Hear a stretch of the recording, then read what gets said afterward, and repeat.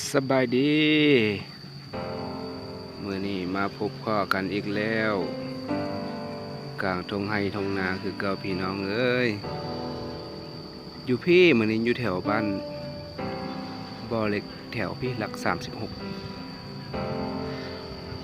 บรรยากาศวันนี้นี่อากาศสดใสหลายเนาะหาแต่ฝนเสาตก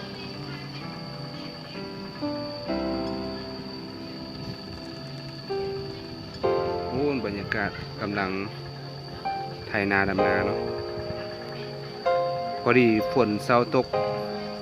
ประชาชนก็มีน้ำเห็ดให้เห็ดนาเนาะอันนี้เป็นนาต้องอาศัยน้ำฝน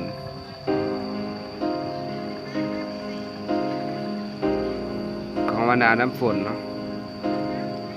ถ้าว่าฝนบ่ตกมากับประชาชนบ่สามารถเห็ดนาได้เพราะว่าบ่มีน้ำเนาะเพราะว่านาตัวนี้มีตัวปิงหลายว่าซั่น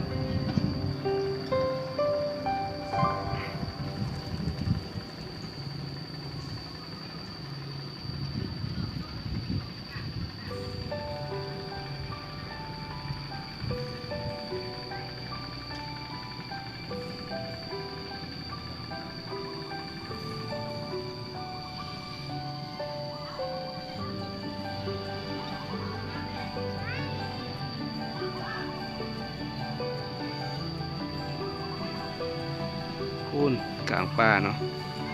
นี่เป็นป่าธรรมชาติสวยสดงามโดยมีนกมีหนูปูปลานาน้ำเนาะ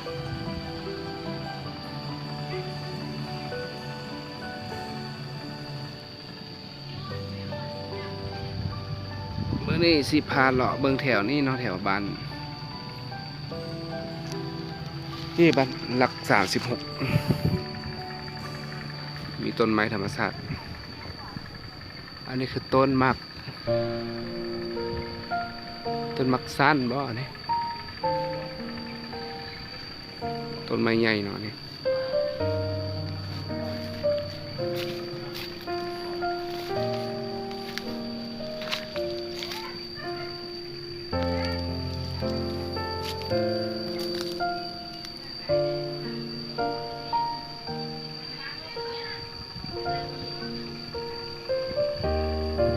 อันนี้ต้นหมากดินไม้โอ้โหเห็นหรอกภาพมืดอันนี้ต้นไม้ขยุงนะไม้ขยุง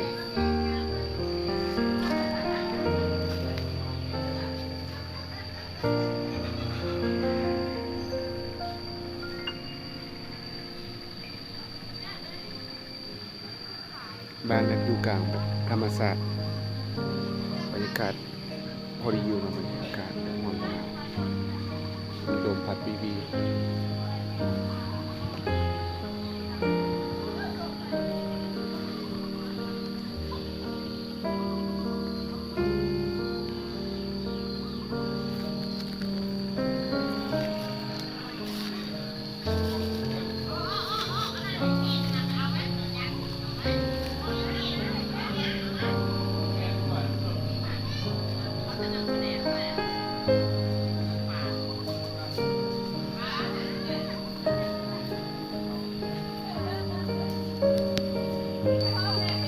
นั่นคือหนองปลานะ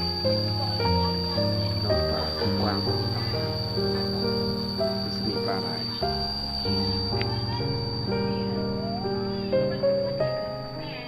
กลางให้กลางนากลางป่าธรรมชาติล้วน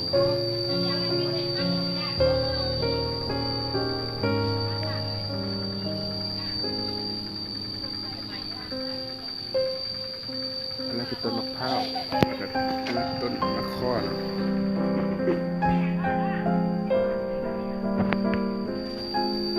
ต้นมะขามอันนั้นต้นมะต้อง